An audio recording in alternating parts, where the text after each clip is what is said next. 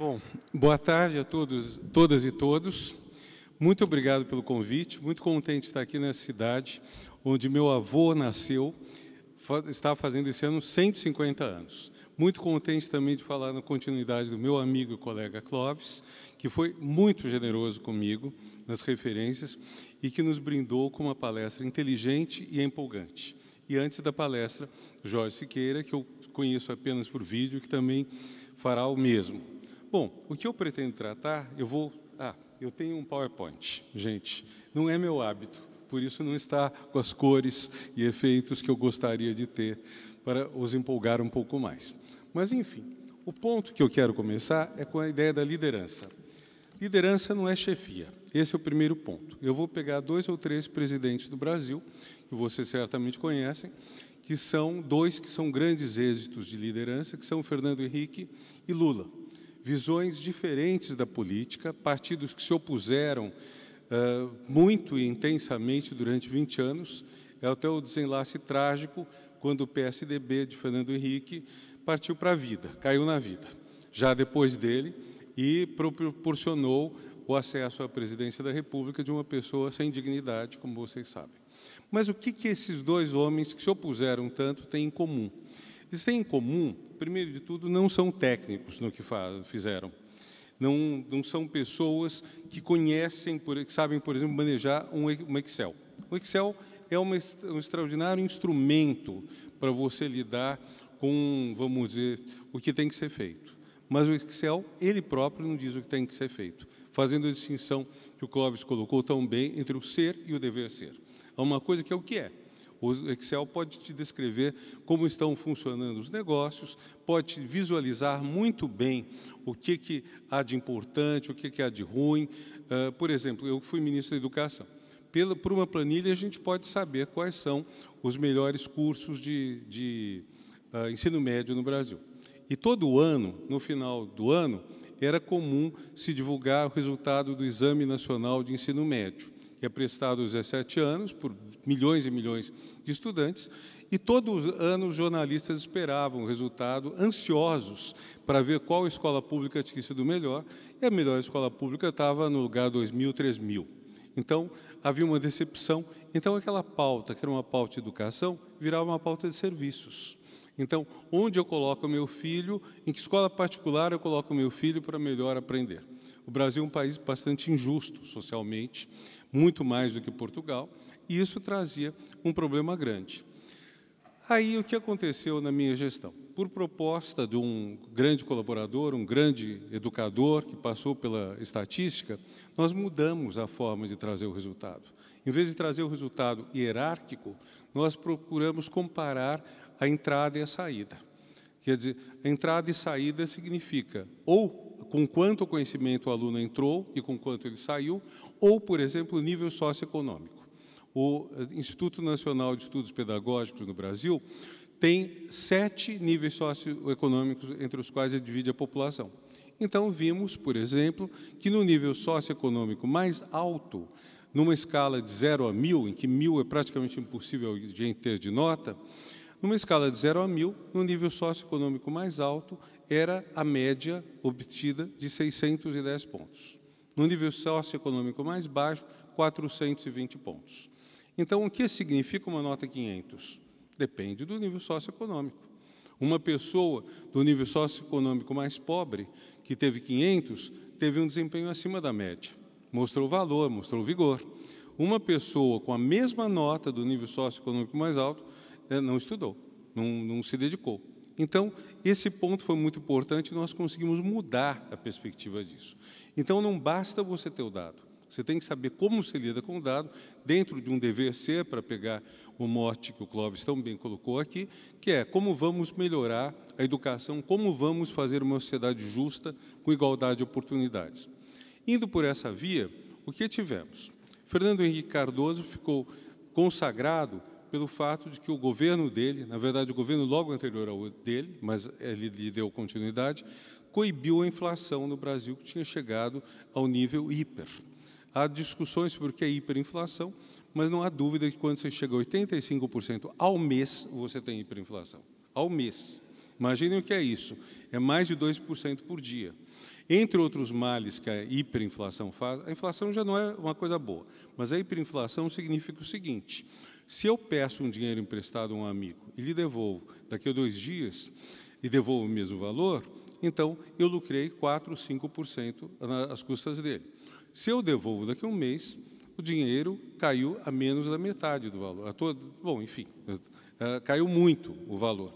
Então, isso torna as relações sociais, que se baseiam na confiança, e por isso que não se deve mentir, como diz o Kant, torna as relações sociais extremamente perigosas, ruins, negativas. Elas passam a ser uma espécie de guerra de todos contra todos.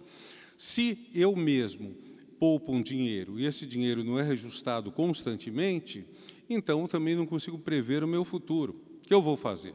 Nos meses que precederam o Plano Real, eu lembro que as reportagens do jornal mostravam as pessoas que, tão logo ganhavam dinheiro, corriam para gastá-lo.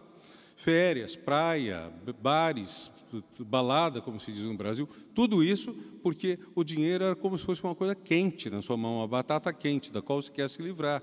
Porque hoje aquele dinheiro serve para comprar tais coisas, amanhã já não servirá para as mesmas coisas. Então, Fernando Henrique, que não é economista, nunca foi economista, é um sociólogo, é um homem que tem um conhecimento profundo das relações sociais, soube aprender com os economistas vários princípios, numa linha que chamaríamos hoje de neoliberal, mas que foi muito bem sucedida para coibir a inflação no Brasil. O Plano Real foi, depois de 4 ou 5 planos que deram errado, o que deu certo, digamos. Para dar certo, há um trabalho de educação, pegando outro mote do Clóvis, um trabalho pedagógico. Uns 2 planos antes do Fernando Henrique, alguém que depois seria ministro dele, o economista Bresser Pereira, explicou a necessidade de parar com a inflação com uma fabulazinha que foi muito ridicularizada. Pedro, João e Maria. Pedro aumenta os preços dia 1º, Maria aumenta o salário dia 10, João dia 20. E é uma bola de neve, quer dizer, no fim todo mundo sai sem ganhar nada. Quer dizer, alguns ganham alguns dias, outros não. A história foi ridicularizada, mas eu acho que ela entrou um pouco no inconsciente coletivo. Um pouco na percepção de que se você não fizer constantemente, não fizer a um certo momento um break, uma parada, a bola de neve vai continuar para sempre. E os valores, então, despencarão. Quando a gente olha a inflação a longo prazo, a gente vê que, por exemplo, sei lá, a nossa moeda, que era o R$1.000, como em Portugal, em 1943, quando foi substituída pelo cruzeiro, bom, hoje, R$1 deve valer, se a pessoa não tivesse tido nenhum juro, mantivesse o dinheiro, R$1 de hoje valeria muitos contos de réis de 1943, se a pessoa nada fez com eles.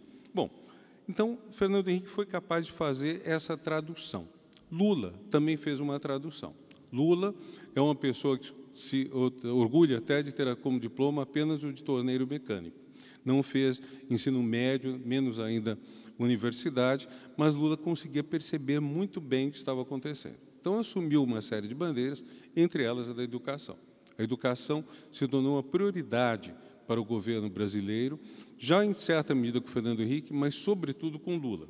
E aí, o que nós tivemos? Nós tivemos 2 presidentes que sabiam traduzir a fala comum, a fala técnica, desculpe, em fala comum. Como dizemos na nossa comum língua dos 2 lados do oceano, soube vender o peixe. Os 2 souberam vender a questão. Então, Fernando Henrique, não um especialista que entende especialista, racional. A comunicação de Fernando Henrique é racional. Um dia eu fui entrevistá-lo, querendo saber exatamente qual era a comunicação dele. Foi muito engraçado. Ele começou me contando a história dele, como ele se encantou pelas ciências sociais, encontrou um crítico, Fidelino de Figueiredo, em Poços de Caldas. Foi indo por aí eu interrompi e falei: presidente, desculpe, mas o que eu queria saber é a comunicação do senhor.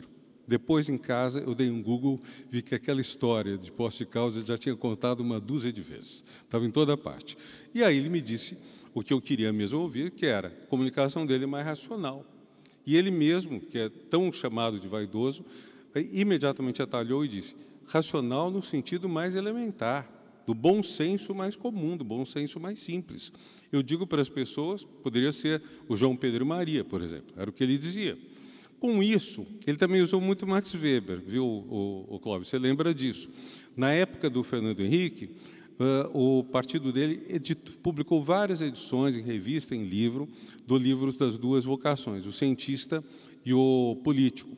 Para dizer o quê, basicamente? O cientista tem um compromisso com a verdade, o político tem um compromisso com o resultado. Então, a tradução da ciência na política não é uma coisa trivial, é uma coisa complexa. Em princípio, a gente tem tendência a achar que o político é uma pessoa de pouca ética, que pratica uma ética com deságio, uma ética com interesse. Na verdade, não é isso. O político está tentando traduzir aquele conhecimento, por exemplo, econômico, no caso do Fernando Henrique, de maneira que ele possa ser assumido, que as pessoas aceitem o tranco da desinflação e, depois disso, consiga gerar benefícios públicos. Por exemplo, a volta na confiança recíproca, para eu emprestar dinheiro aos amigos e dos amigos, a volta na programação do futuro, para eu poder poupar e pensar no que eu quero fazer depois. E a fala de Fernando Henrique foi, sobretudo, para a classe média. Lula teve uma fala diferente. A fala de Lula, também um não especialista falando para especialistas. Isso os dois têm em comum e brilhantes. Mas Lula é um homem das metáforas. Lula gostava muito de duas metáforas. A primeira é da criança pequena. Ele dizia, o pai, quando tem a criança pequena, ele quer que ela ande logo, fale logo. E a mãe lhe diz, não, vai demorar 1 ano andante, 2 anos falante, uma expressão comum no Brasil. Então, a gente tem que esperar tempo. Se passar muito de 2 anos sem falar, aí a gente vai no fonoaudiólogo, em algum profissional. Mas, em princípio, o padrão é esse. Então, precisa ter paciência, precisa dar tempo ao tempo. Quando Lula assumiu o cargo, começo de 2003, eu estava em Porto Alegre, que era a sede do Fórum Social Mundial. E Lula falou lá e eu ouvi Lula falando. Ele ia para Davos, para o Fórum Econômico Mundial. Acho que um dos raros casos, se não o único, de um chefe de governo de Estado que esteve nos 2 fóruns no mesmo mês. Um fórum de esquerda, Social Mundial, um fórum de direita, o Fórum Econômico Mundial, para simplificar muito as coisas. E ele disse o seguinte, tudo que eu fiz na campanha, eu vou fazer, mas dando tempo ao tempo. Essa é uma chave essencial do político. O político é aquele que tem que convencer os seus apoiadores de que ele vai cumprir a palavra.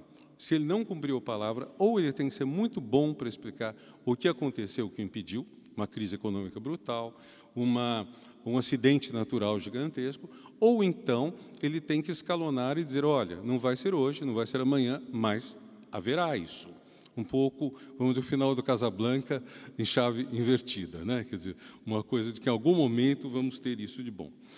A imagem do filho pequeno atendia a isso, e uma imagem muito querida nossa, que é a da jabuticabeira. Não sei se alguém de vocês desconhece esse fruto magnífico que temos no Brasil, um fruto negro que cresce grudado no tronco da árvore, delicioso, e que, enfim, a jabuticabeira, para dar frutas, demora de 7 a 10 anos.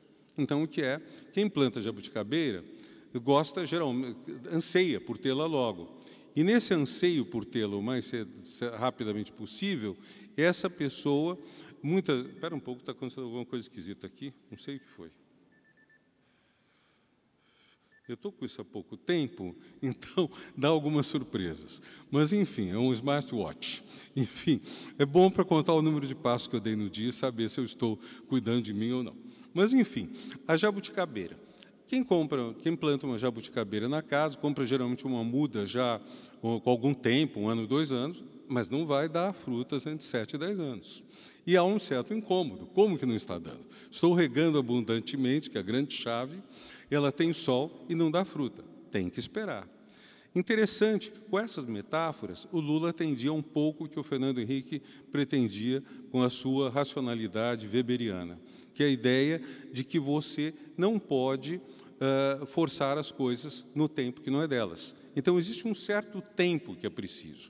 E esse tempo, e convencer o seu público, o seu eleitorado, os seus cidadãos, de que você está no bom caminho, de que você é uma pessoa de palavra, de que aquilo que foi prometido será cumprido, é uma tarefa muito difícil.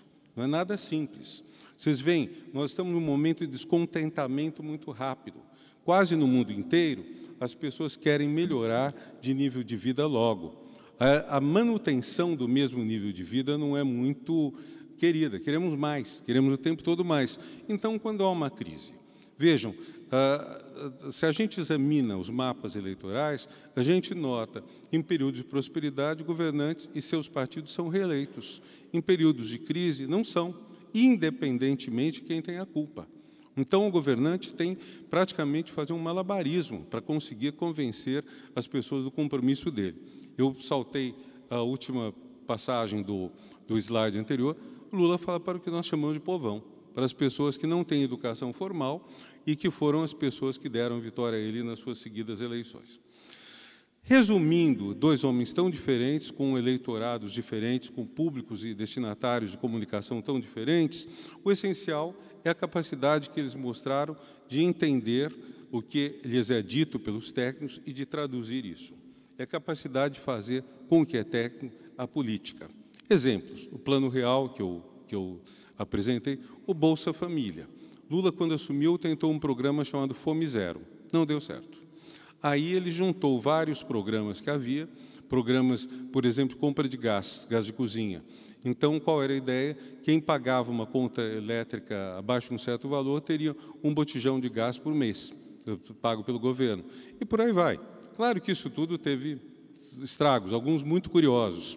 Leitores do Jornal Conservador do Brasil, o Estadão, reclamando que tinha uma casa numa estância de vilegiatura, o Guarujá, gastavam muito pouca eletricidade e, quando chegava, eles viam que não podiam ter o botijão de gás porque tinham ficado 2, 3 meses sem ir lá, por que não podiam comprar 3 de uma vez? Não era para eles, o programa é muito simples, né? A escolha do valor da conta de eletricidade não era uma escolha, vamos dizer, só pelo valor. É uma escolha porque quem paga menos eletricidade é mais pobre, precisa mais. Mas, enfim, todos esses programas foram sendo costurados e substituíram algo que era muito desastroso, que antes havia, que era a cesta básica. Cesta básica é uma cesta, literalmente, um caixão de papelão, que tem óleo, arroz, feijão, sabão, detergente, algumas necessidades básicas da vida, mas que eram distribuídas segundo interesses políticos. Prefeito, deputado, vereador, eles eram os instrumentos de distribuição dessas cestas básicas em troca de votos. Então, era uma política da mais velha possível, muito ruim, e então foi possível mudar isso. Ou vamos pegar as formas de incentivo à entrada no ensino superior.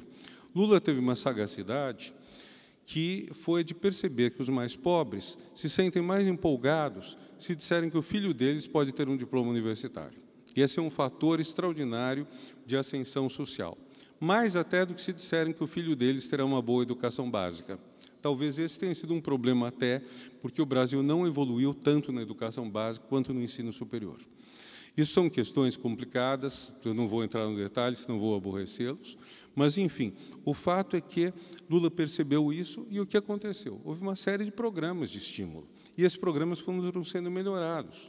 A certa altura, houve um cruzamento dos dados de quem recebia bolsas do governo para estudar no ensino superior, no setor privado, e o cruzamento deles com quem era dono de carros de certo valor.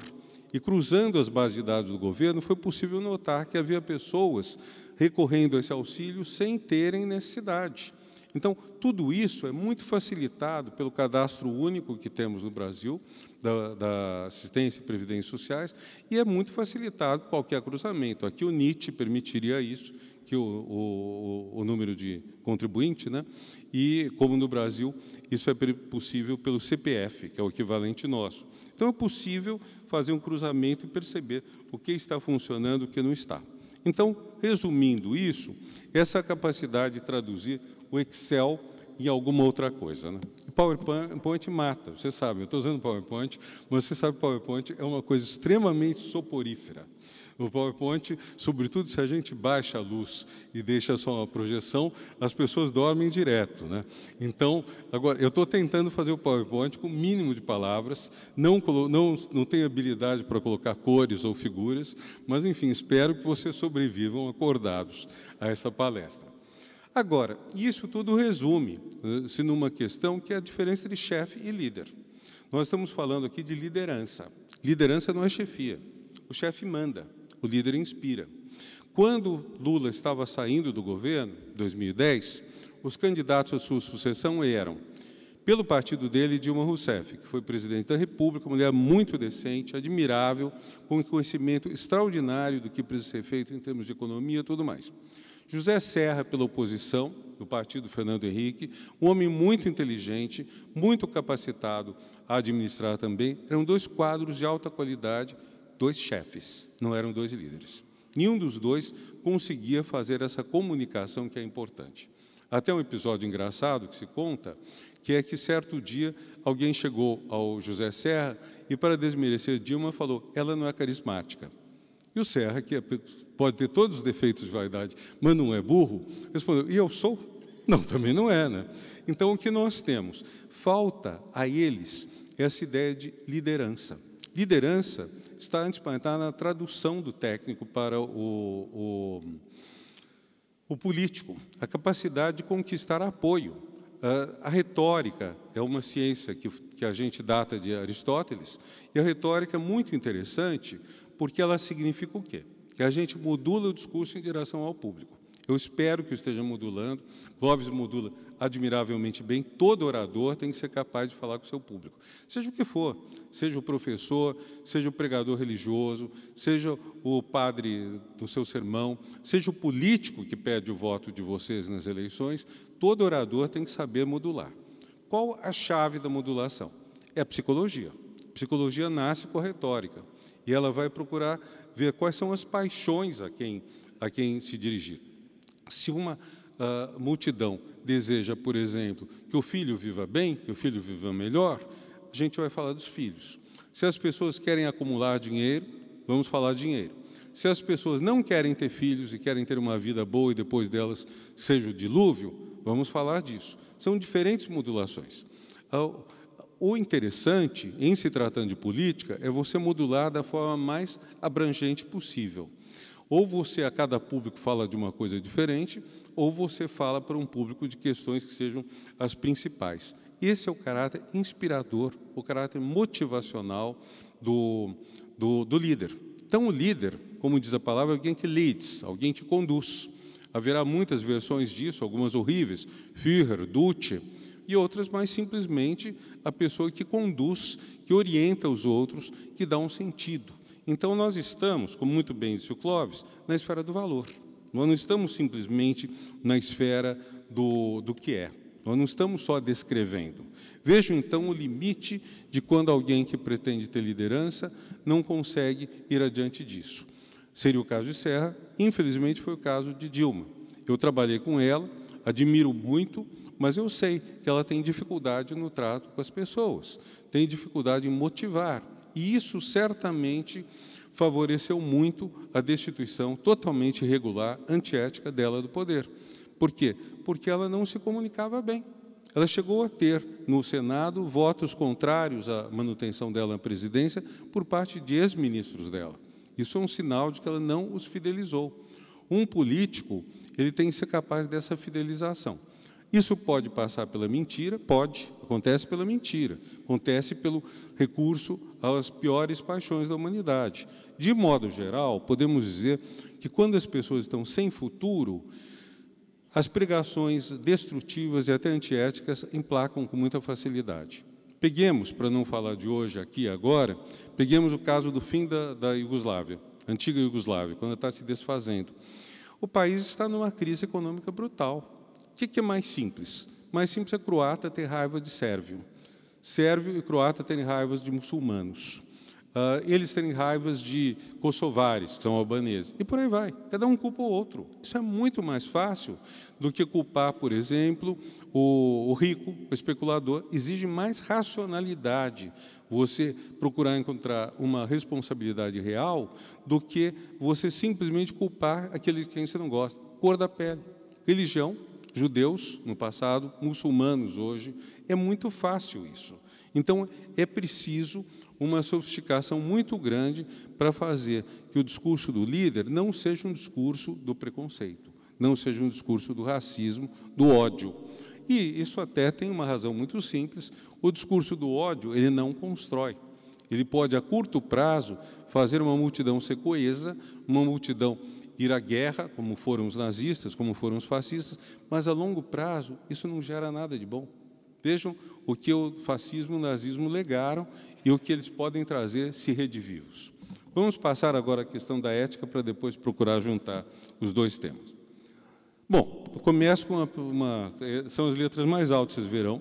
Eu quero contestar essa tese que é tão corriqueira de que haveria hoje uma decadência ética.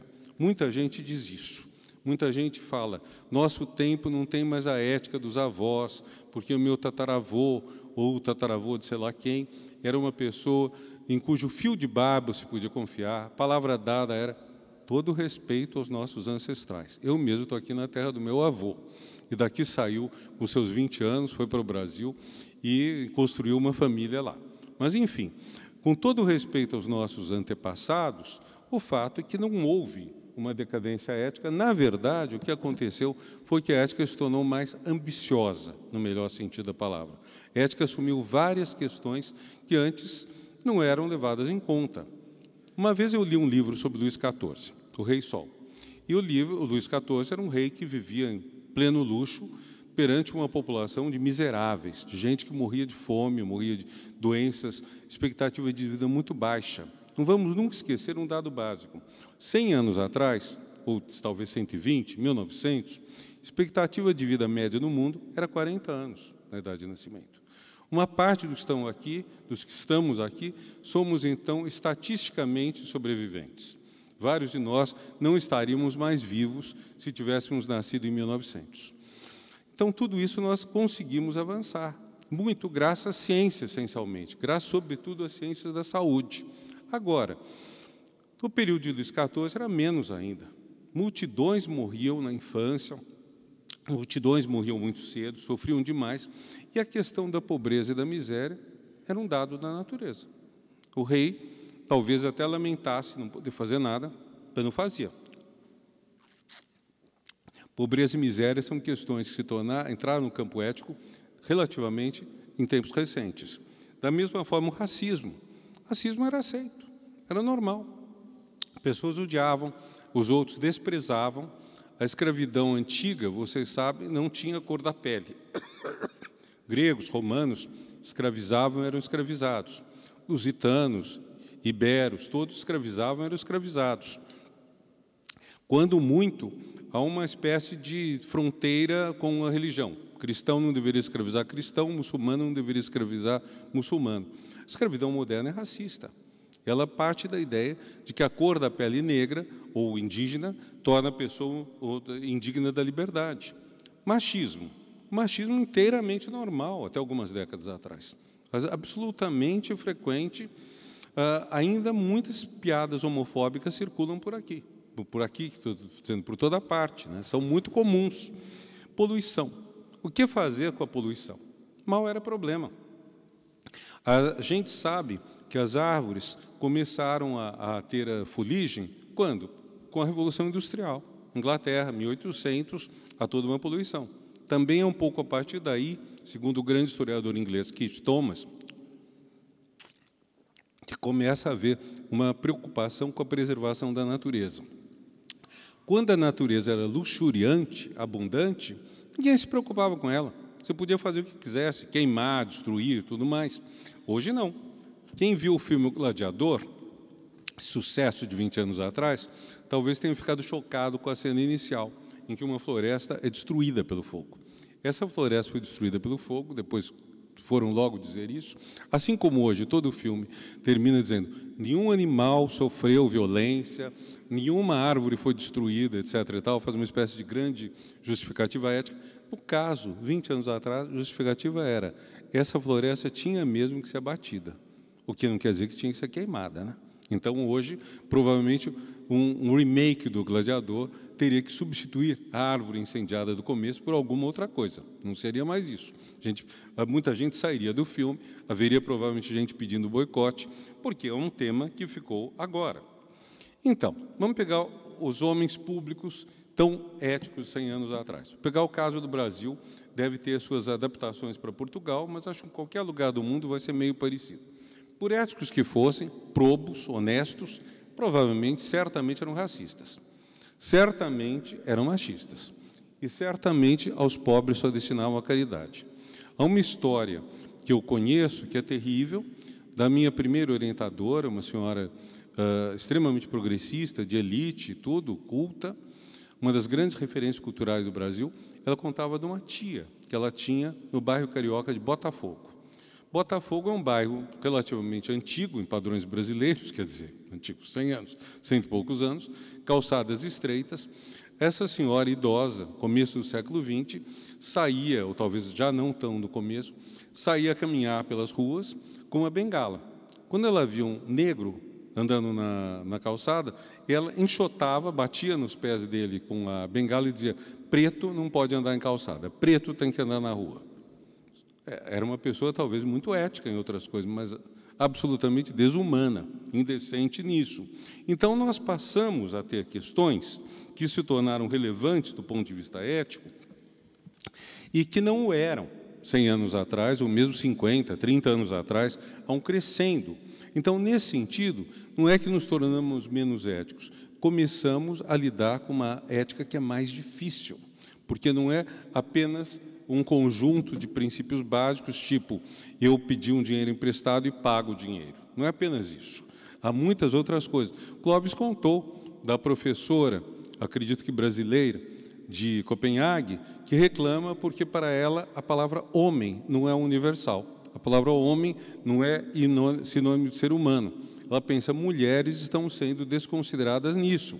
Ao serem desconsideradas, não vai se pensar, por exemplo, num espaço público, em você ter banheiros suficientes para mulheres, porque quando a gente sai de um trem, de um comboio, para falar em português, de Portugal, quando a gente sai de um comboio, a gente vê que a fila da casa de banho masculina é bem menor que a fila da casa de banho feminina. No entanto, normalmente, as duas casas de banho têm o mesmo tamanho.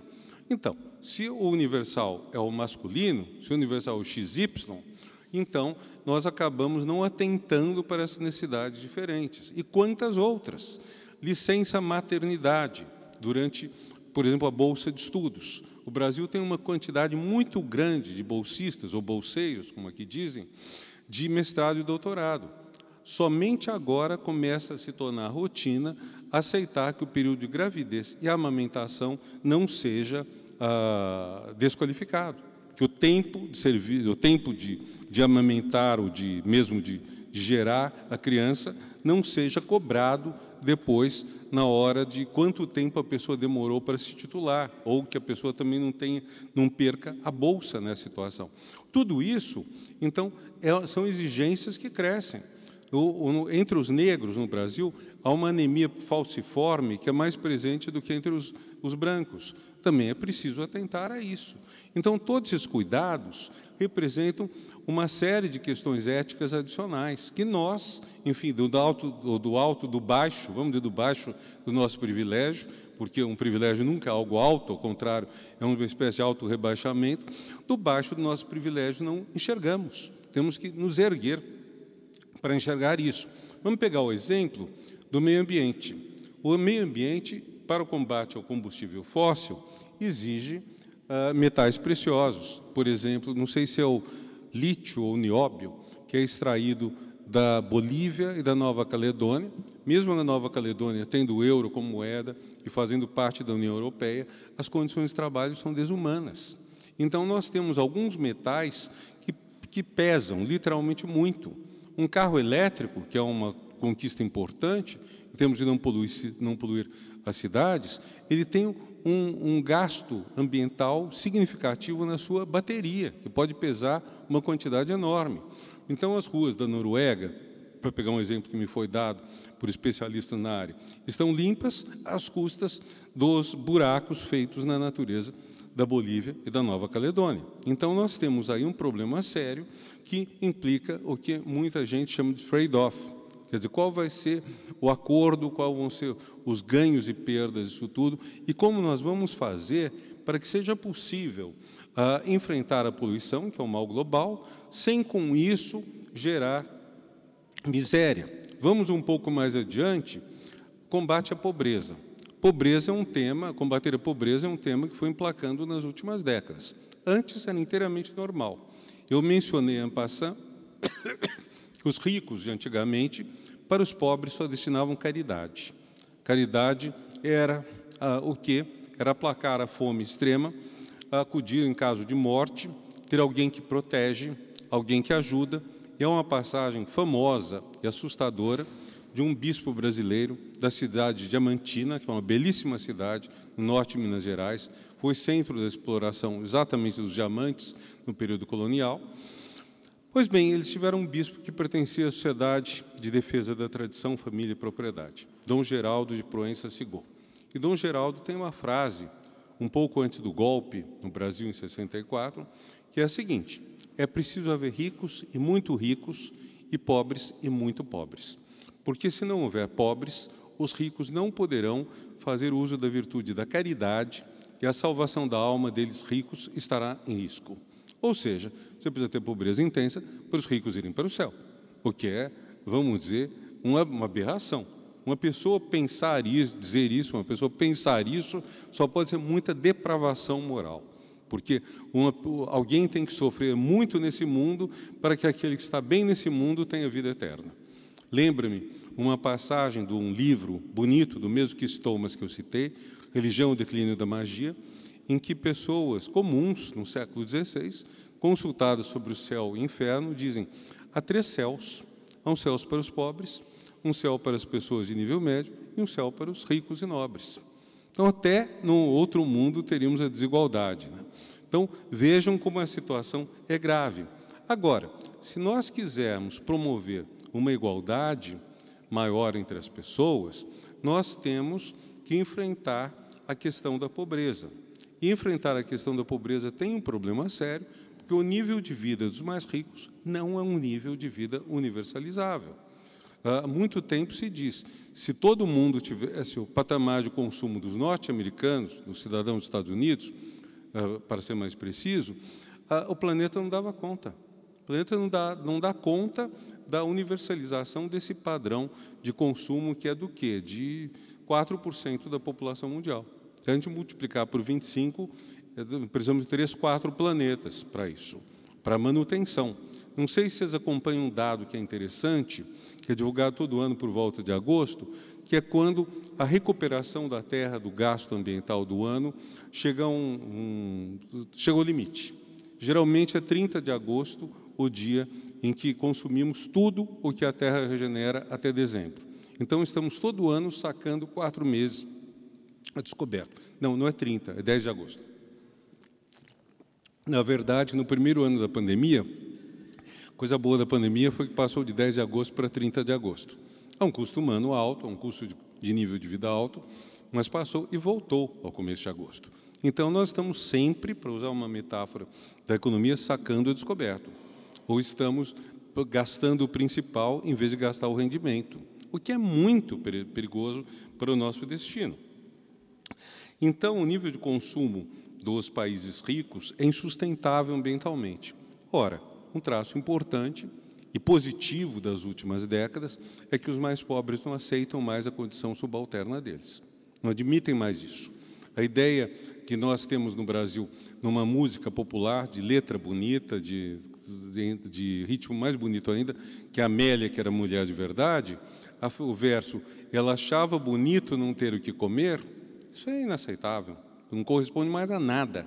Não há nenhum sentido de alguém propor isso, que seria, enquanto ele se dirige à atual namorada, você só pensa em luxo e riqueza, tudo que você vê, você quer. A Amélia, que era mulher de verdade, não tinha a menor vaidade, e quando não me via ressabiado, me dizia, meu filho, o que há de se fazer, não achava bonito não ter o que comer.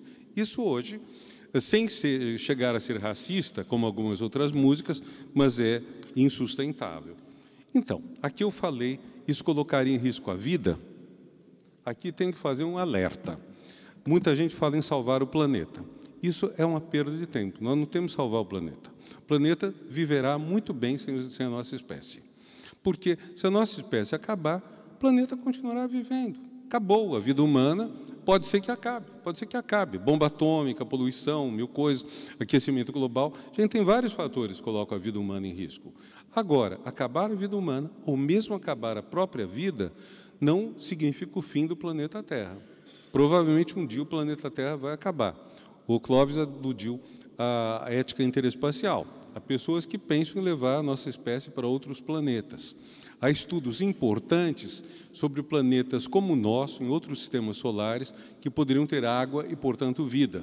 Coloca-se muito a questão se, talvez a milhares de anos-luz de nós, não haverá outros seres vivos, sencientes, conscientes, iguais a nós, parecidos conosco, totalmente diferentes, mas há essas questões. Agora, o fato é que a nossa espécie pode acabar, a vida, não só humana, mas animal, vegetal, pode sumir, o planeta continua vivendo.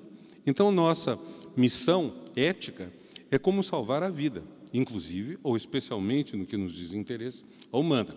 Como vamos nos salvar nessa situação toda. Isso leva a uma questão que é o eixo da ética, as escolhas difíceis. Ética não existe para escolhas fáceis.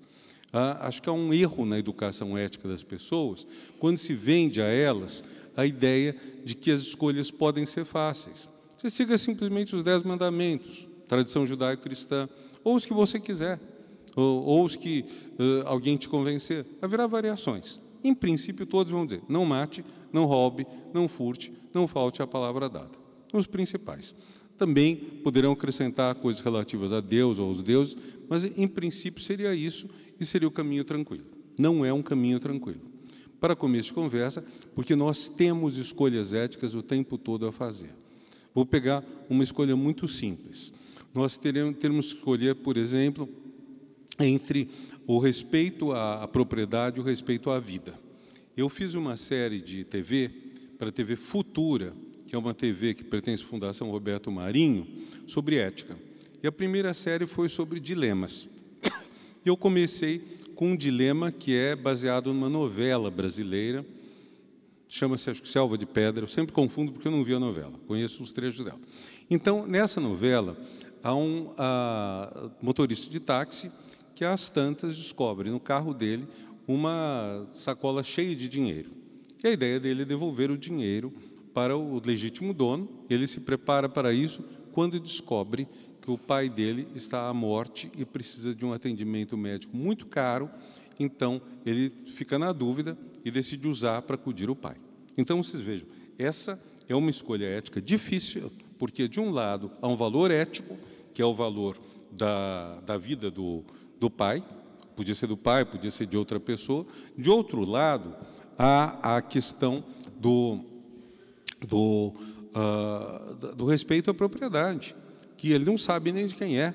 Pode dizer, essa propriedade, esse dinheiro é de alguém que tem dinheiro sobrando? Pode ser que não. Pode ser o dinheiro de uma entidade beneficente, pode ser... Enfim, nós não sabemos onde isso vai. Há um certo véu aí, né, Clóvis? Há uma ignorância sobre isso, e é uma escolha difícil, e qualquer dos caminhos vai ser ruim, porque num caminho ele pode matar o pai. Vamos fazer um pequeno parênteses para o não matarás. Todos nós aprendemos esse mandamento que está na Bíblia judaico-cristã e está em outros preceituários religiosos. Não matarás, geralmente as pessoas entendem que é, eu não vou dar um tiro, não vou dar uma facada, eu não vou ministrar veneno a uma pessoa.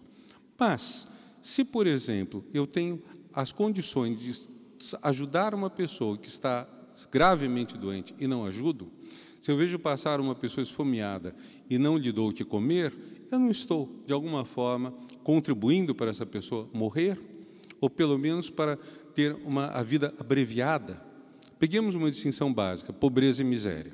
Muito simples fazer o básico dela. Pobreza é quando a pessoa não acumula, mas o pobre, mesmo que ele viva da mão para a boca, ele come. O pobre se alimenta, o pobre mantém o seu nível, não o seu nível, mantém a sua vida, sobrevive. O pobre sobrevive. O miserável nem isso. O miserável come menos do que ele precisaria, não só em termos de calorias, equilíbrio da qualidade da comida, pode comer muita caloria e pouca proteína. Vocês veem, a obesidade é um problema que se tornou um problema da pobreza. A obesidade não é um problema só de rico. Vocês talvez tenham visto o famoso filme, que eu não vi, mas me contaram, sobre o indivíduo que ficou meses comendo só no McDonald's e que o sujeito desenvolveu N problemas de saúde, por não comer nada além disso. Então, nós temos aí uma questão muito difícil. Então, se uma pessoa não acode alguém que está correndo risco de morrer ou de adoecer, etc., não estamos também, de alguma forma, sendo cúmplices da morte dessa pessoa? Não deveríamos, então, pensar como fazer isso, para isso não acontecer? E a caridade não resolve. A caridade tem a sua utilidade. No período da pandemia, muita gente contribuiu para ajudar os que estavam sem emprego, sem comida, mas, em princípio, tem que ser políticas globais, sustentadas com dinheiro público arrecadado justamente de quem pode para quem não pode. É esse o princípio. Então, nós temos dilemas éticos e dilemas não éticos.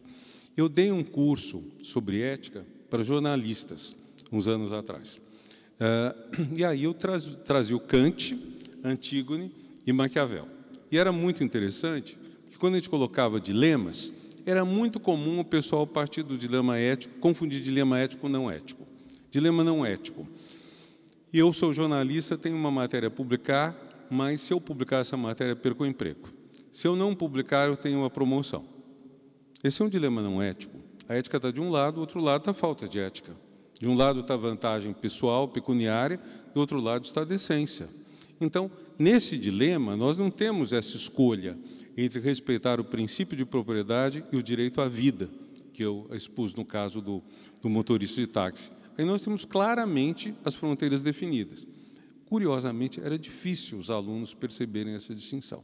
Eu acho que uma das coisas básicas que a gente tem que fazer com as pessoas é deixar claro quando um dilema é ético e quando um dilema é entre a ética e o interesse. Claro, tem dilemas que são só entre o interesse, ter um emprego ou ter outro, comprar uma casa ou outra. O Clóvis deu vários exemplos de dilemas que podem estar ligados ao nível do gosto. Que roupa eu compro, que comida eu vou comer, etc. Agora, eu posso introduzir, injetar, na própria escolha da roupa e da comida, um valor ético. Se eu for vegano, se eu for vegetariano, eu posso achar que determinada comida ou determinada roupa não é pertinente. Mas, enfim, tudo isso depende muito do foco que seja colocado. Eu tenho para mim que há uma certa falta de discussão ética, e essa falta de discussão ética está muito ligada ao fato de que muita gente pensa que a ética é fácil, pensa que a ética é uma lista de certo e errado, e aí, quando se encontra diante de uma dificuldade séria na vida, não sabe o que fazer. Então, um exemplo que é um pouco difícil de dar, mas que é difícil de viver, um relacionamento amoroso que entra em crise. Uma pessoa que se apaixona por outra, estando comprometida com uma primeira. Geralmente, na nossa sociedade, as pessoas entram, como dizemos no Brasil, em parafuso. Elas não sabem muito como lidar com isso. A tendência é lidarem com isso seguindo o instinto. Então, elas dificilmente vão ter uma conversa séria, honesta, correta com o companheiro ou a companheira. Provavelmente, elas vão trair. Mas por quê? Porque elas não aprenderam, não tiveram uma discussão que coloque todos os matizes. Foi-lhes passada uma ideia de que tudo é simples desde que você siga as regras. Então, quando ela não consegue seguir as regras, ela não tem rumo, o que dá muito espaço para terapeutas que vão atender isso. Jorge deve conhecer muitos casos assim, psicólogo que é. Eu tenho um amigo querido que já faleceu e que atendia muitos casos desse, de paixão em desespero, vamos dizer assim. Mas o que acontece? As pessoas têm a ideia de que é fácil a escolha ética. Não é, é muito difícil. É difícil, por exemplo, se eu bato o meu carro em outro, tenho que pagar o valor, se não tiver seguro. É difícil. Mas o que eu tenho que fazer? Ética é custosa, ética é cara, ética não é barata. Então, não dá para a gente dizer simplesmente, sejam éticos e tudo vai ser muito bom. Sejam éticos e sua empresa vai florescer. Pode florescer, mas pode também não. O importante é que, quando eu sou ético, eu não tenho que pensar no que isso vai ser vantajoso. Porque se eu pensar que a ética é vantajosa para a empresa, eu estou pensando que a ética é vantagem, e não princípio, e não valor moral, ético. Bom, e a ética não é preto no branco. Esse termo, eu espero que não tenha nenhuma conotação racista. Ele é simplesmente uma coisa de tinta. Vamos dizer, como aqui nós temos preto e branco, a ideia simplesmente a ética não é essa lista do certo e do errado simples. Não existe um disque ética. Eu ligo e alguém atende do outro lado e me diz o que é certo ou errado. Clique 1 para tal coisa, clique 1 para crises matrimoniais, clique 2 para problemas de emprego, clique 3 para sonegação de imposto. Não tem isso. Então, nós temos que pensar como nós nos capacitamos para isso. E nesse curso que eu dei para jornalistas, eu tive trabalhos muito bons. E eu trabalhei com 3 autores. Kant, na linha do que o Clóvis colocou, uma ética, vamos dizer, intransigente, uma ética muito séria, muito severa, muito exigente. Antígona e Maquiavel. Antígona é um personagem extraordinário e que é relativamente pouco valorizado na educação ética. O que nós temos com ela? Nós temos uma heroína mulher que, 2.500 anos atrás, mais ou menos, quando a peça de Sófocles estreia em Atenas, aparece como alguém que viola a lei do Estado para cumprir o mandamento dos deuses. Os 2 irmãos dela se mataram nas portas de Tebas, disputando a realeza. O rei de Tebas, tio dela, Creonte, manda que um seja enterrado com todas as honras fúnebres e o corpo do outro seja jogado ao lixo, para que os abutres o devorem. Ela fica indignada e, apesar do rei, seu tio, proibir, sob pena de morte, que prestem um funeral ao irmão abandonado, ela vai lá e o enterra. Há uma perseguição, ela se recusa a pedir desculpas, pedir perdão e se recusa a esconder seu nome. Então, no fim das contas, ela acaba morrendo pelo crime que ela cometeu segundo a lei humana, mas uma ação digna e nobre, segundo as leis dos deuses. E há uma interessante adaptação ou releitura da Antígona, nos anos 1950, pelo dramaturgo suíço Jean Anouilh, em que ele substitui a referência aos deuses por uma referência à moral, à ética. Então, nós temos um caso claro de confronto entre ética e lei. Nem sempre a lei é ética. E a lei não precisa ser ética, na verdade. Por exemplo, todos nós, quando sairmos daqui, vamos atravessar ruas, alguns pegarão carros e respeitaremos sinais vermelhos e verdes. O sinal vermelho e o verde não tem nada de ético.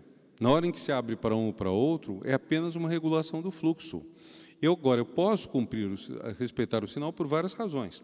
Medo de me acidentar, respeito à lei, medo da multa, medo dos pontos na carta de habilitação. Algumas das razões são éticas. Respeito à lei, respeito ao outro, outras não, são puramente medo. Então, eu posso respeitar a lei por razões éticas ou não. Para a convivência social, não tem a menor importância porque eu respeite essa lei. Porque, se formos saber de cada um que respeita a lei, vamos ser inquisitoriais.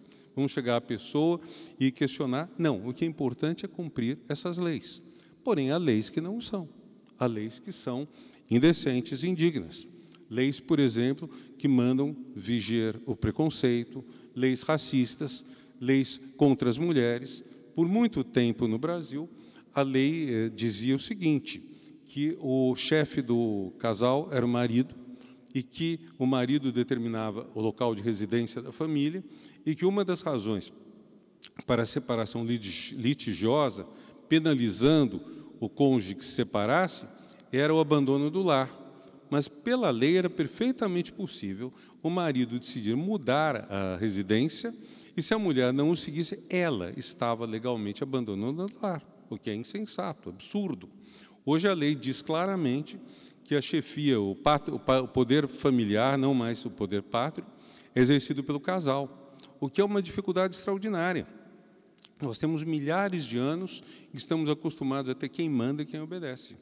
Quando nós não temos mais quem manda e quem obedece, quando um casal tem que se pôr de acordo, é uma dificuldade gigantesca. Eu creio que todos aqui já passaram por isso. Desculpem, mas quem não passou, passará, porque isso é inevitável. É uma coisa muito complicada. Há algum momento em que você tem 2 sujeitos éticos e um deles quer uma coisa que o outro não quer. Como vão fazer um acordo? E se a coisa for daquelas que não permite um meio termo? Morar em Lisboa ou no Porto? Vai morar no meio caminho? Ou o que vão fazer? É uma coisa complicada. Então, tudo isso exige uma educação muito cuidadosa, um respeito muito grande ao outro, e isso tudo fez o quê? Que minhas alunas, quando elas viram os personagens, elas escolheram Antígona. Meus alunos escolheram Maquiavel. Foi muito engraçado. Porque o que eu trouxe Maquiavel? Maquiavel é considerado o autor dos fins justificam os meios, né? Então, vamos lá. Bom, voltando, só concluindo Antígona um pouquinho, Antígona é uma coisa fantástica, porque é uma mulher que é uma heroína ética, isso tendo depois dela séculos e milênios durante os quais mulheres vão ser chamadas de covardes, de medrosas, de pessoas que entram em pânico ante uma simples barata, têm medo de qualquer coisa, etc. Mas é um caso de coragem extraordinária. Talvez a maior heroína ética, maior herói, heroína ético da história humana. E Maquiavel, ele nunca disse os fins justificam os meios. Essa frase foi inventada e atribuída a ele. Mas Maquiavel diz uma coisa muito interessante no Príncipe, que ele quer falar coisa útil, que houve quem falou de estados e cidades que nunca existiram, nem poderiam existir. Como eu quero falar coisa que preste, diz ele, coisa útil, eu vou tratar daquilo que faz os governantes ganharem os seus estados e aumentarem o seu poder. Então, ele é um homem da política, um homem do poder. Isso significa que ações que seriam dignas podem trazer resultados ruins, ações que seriam indignas podem trazer resultados bons. É o caso extremo daquilo que o Clóvis apontou com a moral, a ética de resultados. E todo político faz isso. O político tem que saber como ele faz, como ele lida com as dificuldades que estão diante dele. E, ao fazer isso, ele tem que levar em conta as consequências dos atos. Aqui eu vou colocar uma indicação talvez um pouquinho diferente da do Clóvis, em termos de como chama, de sintonia fina, mas não divergente radicalmente, que é a seguinte: é claro que quando eu estou levando em conta as consequências dos atos, o meu controle sobre isso é muito limitado. Eu posso fazer uma iniciativa na guerra, por exemplo, um ataque, que depende de inúmeros fatores. Pode acontecer muita coisa aqui que torne minha ação impossível de ser realizada. Por isso, sim, do ponto de vista de uma ética do indivíduo, é mais sólido eu ficar na consciência da pessoa. Porém, na hora que estamos lidando com o coletivo, eu, como governante, hipoteticamente, eu sou responsável não só por mim, não só pela minha boa consciência, eu sou responsável pelos resultados que isso traga. Então, ao ser responsável, eu entro num jogo de risco. O caso do Aznar, que o Clóvis citou. Então, houve o atentado, Aznar tentou faturar em cima dele, dizendo que eram os terroristas bascos que teriam feito, o que custaria votos ao PSOE, o Partido Socialista Operário Espanhol. Porém, quando se constatou que não eram, que tinham sido terroristas islâmicos, a imagem dele se desfez. Ele fez uma aposta. Se a aposta estava errada? Estava, porque ele não sabia o que era, ele tentou fazer demagogicamente. Isso foi o quê? 48, 72 horas da eleição. Então, assim como ele poderia ter saído com uma votação consagradora, saiu derrotado, de maneira acachapante, para repetir o seu adjetivo. Então, nós temos consequências dos atos que nós levamos em conta, e esse caso é um caso, vamos dizer, de quase um fait divers, de um incidente imprevisível, imprevisto, que ninguém podia saber, a não ser os próprios terroristas, que iria acontecer, mas há outros casos. Na nossa história mundial, nós temos muitos casos em que ocorre um acidente. Alguém falava, Pascal, se não me engano, que se o nariz de Cleópatra tivesse sido diferente, a história do mundo teria sido diversa. César não teria se apaixonado por ela, nem Marco Antônio depois. Minha impressão como leitor assíduo de história, embora não seja historiador, é que poucos eventos de longo prazo na história são assim fortuitos. Eles são processos. Por exemplo, tinha que o fascismo cair em Portugal. O regime estava podre, não se sustentava mais, não conseguia dar condições de vida dignas à população, a colonização, as colônias já estavam em revolta, então havia de cair. O único caso na história que eu conheço que deve muito ao Ocidente chama-se Brasil. Não por causa do descobrimento, mas porque num dia de novembro de 1807 ventou em Lisboa. Se não tivesse ventado, se continuasse a inventar, daí umas horas o general Junot chegaria, prenderia a família real. Eu fiz um romance histórico sobre isso. Foi editado pela Universidade do Porto. Vocês aqui tem, chama-se A Neve Quente dos Trópicos. Então, imagino que teria sido o Brasil sem a família real. Esse é um caso de um acidente. Mas, normalmente, isso não acontece. O Brasil iria ficar independente? Iria. Um país ou vários? Isso sim dependeu dos ventos na Foz do Tejo. Isso foi um fator. Mas, geralmente, não é assim. Agora, existem riscos muito grandes em toda ação política. Por exemplo, alguém decide privatizar Ou, vamos pegar um outro caso, do ano 2000, a qualidade dos transportes aéreos estava crescendo cada vez mais. Aí houve o 11 de setembro. Então, houve um desabamento disso fantástico. As pessoas hoje submetem a um tratamento quase humilhante dentro dos aviões. E estava em vias, a Escandinava, a SAS, estava avançando muito nisso. Então, nós temos que levar em conta que também a política é algo que corre muitos riscos. Eu diria, quando a gente pensa em Antígona, a gente abre para o heroísmo. Antígona é um personagem heróico. Quando a gente pensa em Maquiavel, a gente abre para o político e, portanto, para a questão da liderança. A questão da liderança, então, está um pouco por aí. Então, esse é o sentido a política deve e pode, ou melhor, pode, e eu coloquei com negrito mais forte, o deve ser ética. O que é uma política ética? É a política da democracia. Democracia hoje é o único regime ético que existe. Não dá para falar que monarquia, ditadura sejam éticas. Desculpa de ditadura, muitas vezes, é que ela será melhor do que o regime democrático. De que na democracia há muita demagogia, há muita concessão aos interesses deste mundo e que um governante ético, mas duro, pode fazer bem. Não há evidência factual para isso. De modo geral, os governantes, por mais bem intencionados, se eles não têm poderes que se lhes contrapõem, acabam governando mal, acabam sendo autoritários, acabam tendo cada vez mais corrupção. É uma coisa muito difícil. Então, caminhando para a conclusão, há grandes questões, tentando sumarizar as grandes questões que um líder ético tem que considerar. O meio ambiente. Esse tornou-se fundamental e talvez da perspectiva europeia mais fundamental do que da perspectiva, por exemplo, brasileira, do país de onde vimos eu e Clóvis. Por quê? Porque a questão da miséria e da pobreza é muito forte fora da Europa. Fora da Europa e do Atlântico Norte é muito forte a questão da pobreza e da miséria. E, como eu disse, pobreza e miséria, às vezes, entram em conflito com a questão do meio ambiente. Como vamos dizer para um pobre que ele tem que consumir menos se ele não consome nem o essencial? Questão da carne, por exemplo. O presidente Lula falava muito da picanha e da cerveja. Muita gente é contra a picanha porque significa carne de boi, significa a devastação ambiental, tudo mais. Porém, é um sinal muito forte de dignidade humana para um pobre que nunca comeu carne comê-la. É uma proteína gostosa, atraente, tudo mais. Então, como vamos articular isso? Vamos fazer um recorte pelo dinheiro? Os mais ricos poderão comer carne, os mais pobres não?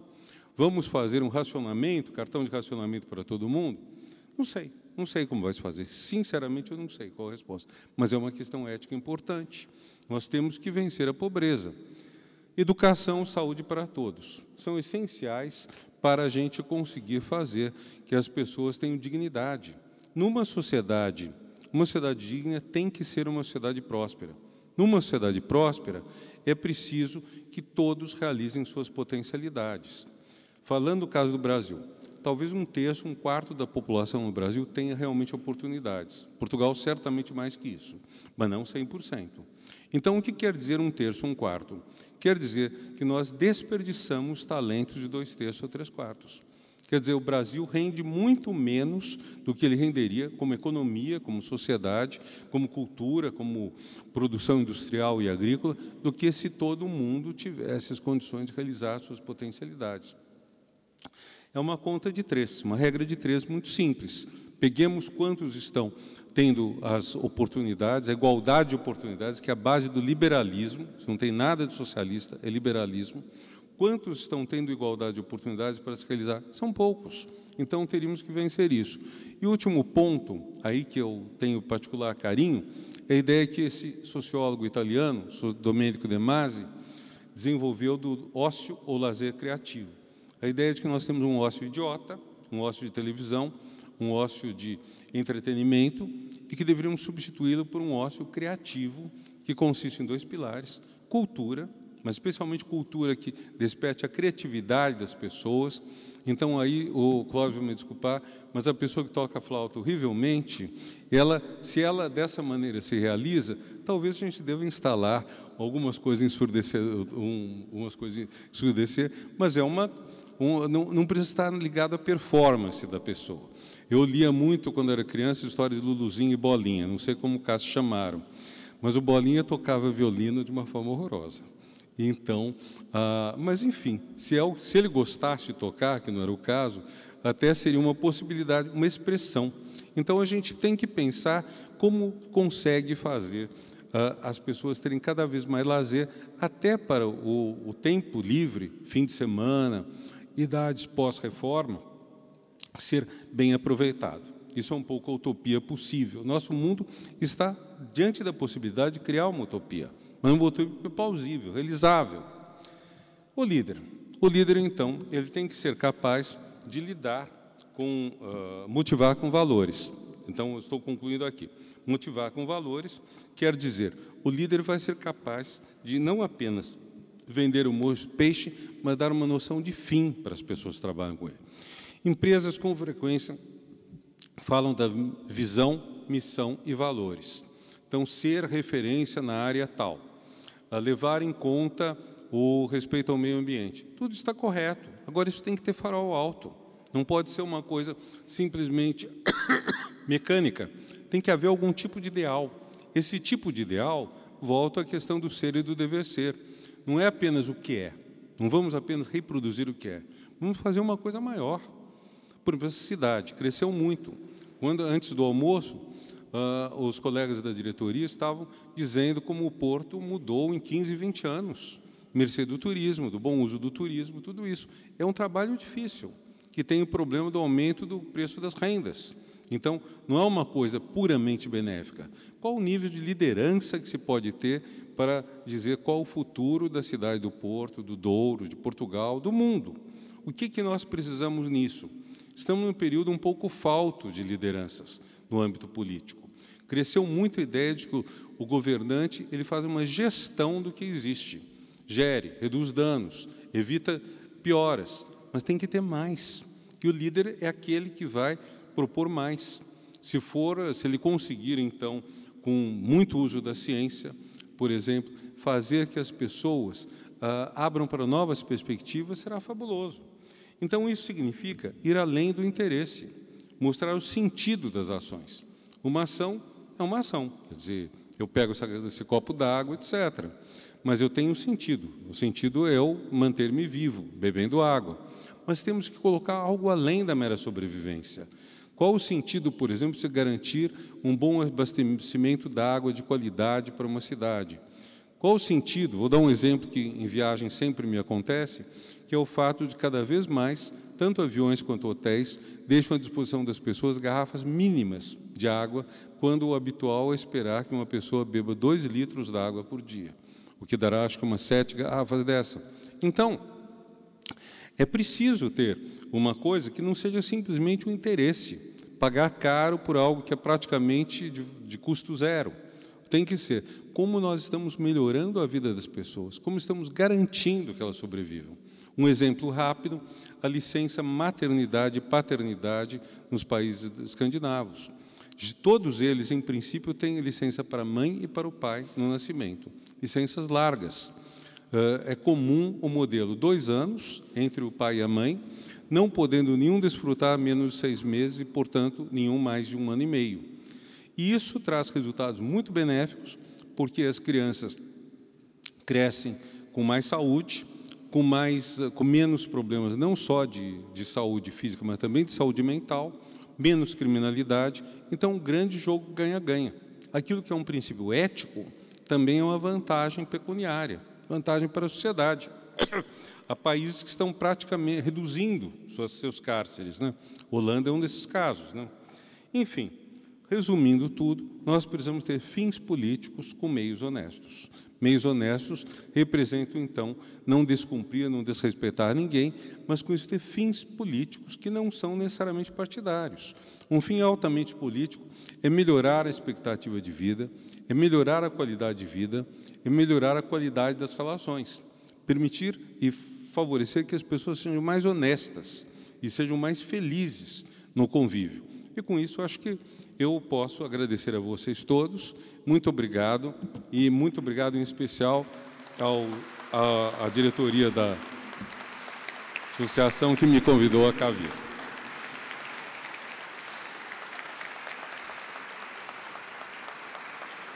Obrigado.